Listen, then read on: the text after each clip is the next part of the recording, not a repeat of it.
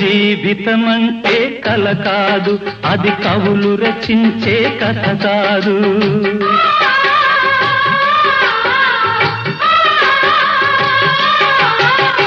జీవితమంటే కల కాదు, అది కవులు రచించే కథ కాదు. కనుమరుగైనది సిరి కాదు, అది మనదని తలచుట సరికాదు.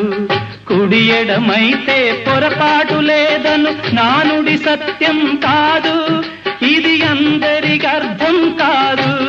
ఓ